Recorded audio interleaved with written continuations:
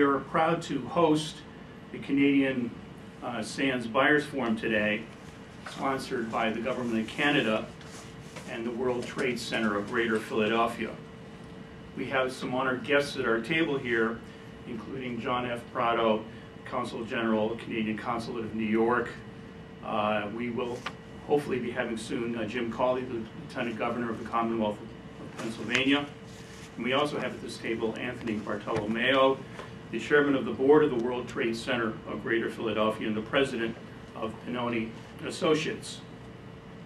The focus today, however, is on 5 Canadian energy company guests. They include the Canadian Natural Resources Limited, John Halford, the Director of Supply Chain Management of Major Projects, Cenovus Energy, Inc., Craig Stenhouse, Group Lead Corporate Responsibility, Imperial Oil Limited, which is a subsidiary of ExxonMobil. As an aside, Imperial was founded in 1880 in London, Ontario. However, it missed by 20 years the first commercial oil well that was drilled anywhere in North America, and that was by Edwin Drake in 1859 in western Pennsylvania. So we do claim some precedence in the energy field. Imperial Oil will be represented by Kevin Jonathan, Project Contracting Manager, Western Canada Major Projects.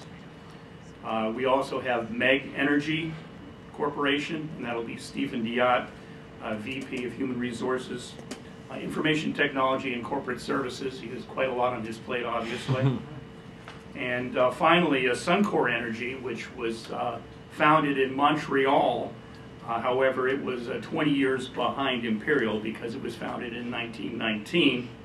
And that is represented by Jim Puls, Manager of Supply Chain Management. We also have present today a presenter named Maria Lizardo of Pathfinder LLC, and she will give us an introductory discussion or presentation on the topic of doing business in the Canadian oil sands. So what brings us here together today in balmy Philadelphia? I spoke to some of the folks from Alberta last night and discovered that some of them fleet temperatures below 40 degrees, below zero. So this is definitely, balmy is the operative word. Although the buzzword in the United States political campaigns for several presidential election cycles has been energy independence, we continue to live in an energy interdependent world where the world price of oil determines investment decisions that have and are being made by energy companies, be they in the Marcellus region, 100 miles north of us in Pennsylvania, or in the Bakken Shale in North Dakota, and more to the point today, in the Canadian sands being developed by the 5 companies that are our guests today here. We welcome our Canadian guests' interest in Pennsylvania companies participating in this forum, and look forward to the greater economic interdependence and their presence here today portends. Thank you. I'm going to be very brief because I know we're looking forward to hearing from our chairman as well as from the Consul General. I want to also recognize Consul General Prato and his team, Vince Finn, the Trade Commissioner here in Philadelphia, as well as our partners at the Department of Community and Economic Development and our hosts here at Duane Morris. Together, we have worked hard to put together today's event. I am Linda Conlin. I am President of the World Trade Center of Greater Philadelphia, and I couldn't be more delighted to see all of you here today. And I want to thank, Andrea, you spoke about heavy lifting.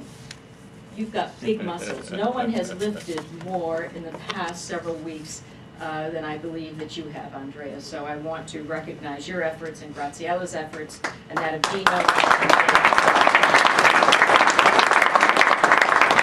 I want to simply say thank you to all of our Canadian energy company representatives that are here today, and to Pathfinder for the presentations that you'll be making.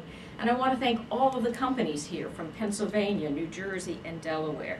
Andrea has already explained what the World Trade Center of Greater Philadelphia does. I will simply say that there's no better demonstration of what we do than what is taking place here today, namely bringing together Canadian companies with companies in the region to do business with one another. And I know, Consul General Prato, you'll agree that that's what it's all about.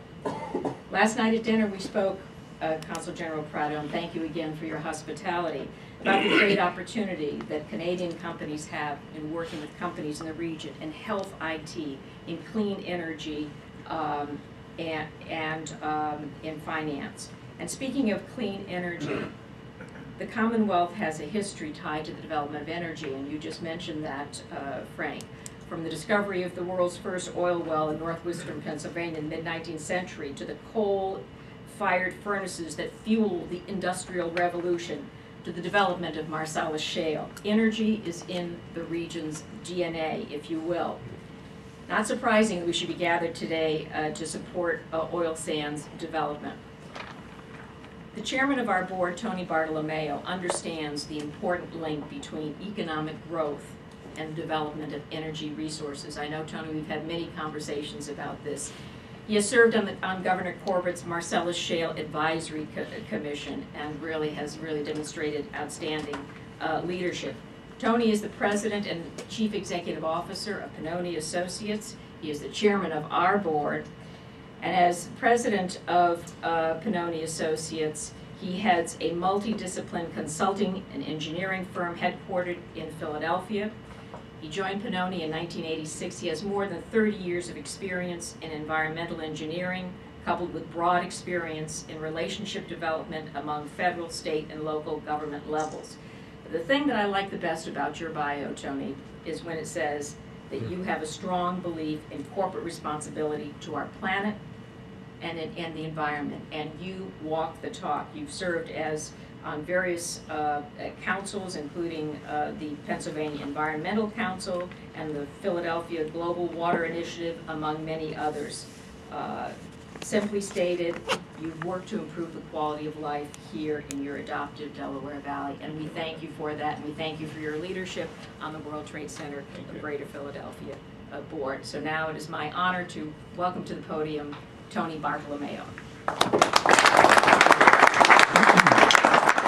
And I will reiterate what the previous speakers have said and thank Duane Morris very much for hosting this terrific event, and thank everyone that's spending time here today to do business. A 19th century French diplomat once said that if goods do not cross borders, armies will. And that's a pretty profound statement, because I reflect on the original mission of the World Trade Centers Association, which was founded in around 1970, the Twin Towers in New York, the World Trade Towers. Growing up in Brooklyn, when I saw them rising above the horizon, I thought World Trade Center were only buildings, but the association is a terrific organization that makes those international connections for businesses and for people in order to conduct commerce. And when you think about the original mission statement of the World Trade Centers Association, very simple: peace and prosperity through trade. And we believe at Pennoni and at World Trade Center of Greater Philadelphia, that's a very important element in getting economic development, lifting up all communities where we can touch each other with business, because if we're doing mutually beneficial business, why would we want any kind of antagonistic situations between our countries? And hopefully the business and the government communities can have such influence so that those good benefits of trade come to pass. But I'm here not to espouse my philosophy, but to introduce our esteemed Lieutenant Governor, Jim Cawley. Jim Cawley serves as the 32nd Lieutenant Governor of the Commonwealth of Pennsylvania. He is proud to work side by side with Governor Tom Corbett, delivering on their promises to rebuild Pennsylvania by restoring fiscal responsibility, holding the line on taxes, and putting Pennsylvanians back to work. Since his election in 2010, Jim Cawley has taken on a workload and a higher profile than most lieutenant governors in recent history. In 2011, Governor Corbett set up the Marcellus Shale Advisory Commission and appointed Lieutenant Governor Cawley to lead the panel with the mission to develop a plan for the responsible development of natural gas in Pennsylvania. This effort laid the groundwork for the historic Marcellus Shale Law of 2012. Lieutenant Governor Cawley has also been instrumental in leading the recovery efforts from the devastation caused by Hurricane Irene and Tropical Storm Lee in 2011, as well as Superstorm Sandy in 2012. Governor Corbett also asked the Lieutenant Governor to head up the Military Community Protection Commission to advocate on behalf of Pennsylvania's military bases and monitor federal activity that would impact these bases. Before his election as Lieutenant Governor, Jim Cawley served as a Bucks County Commissioner. Bucks County is one of the counties surrounding Philadelphia that the World Trade Center of Greater Philadelphia encompasses for its services. And Jim held the line on taxes for five consecutive years and increased the county's bond rating to its highest level ever by improving the county's finances and implementing new technology and cutting costs. Jim is married to his wife Suzanne, and they have a son, Nikki. Ladies and gentlemen, it is my great pleasure to introduce to you our Lieutenant Governor, Jim Cawley.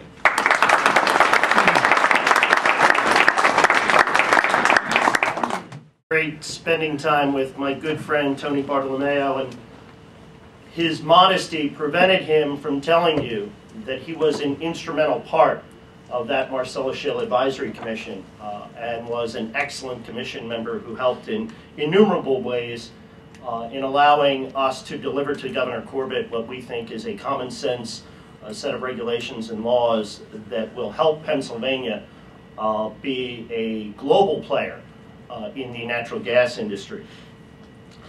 General Counsel John Prato, it is my pleasure and honor to welcome you to the Commonwealth of Pennsylvania once again. We're glad to have you.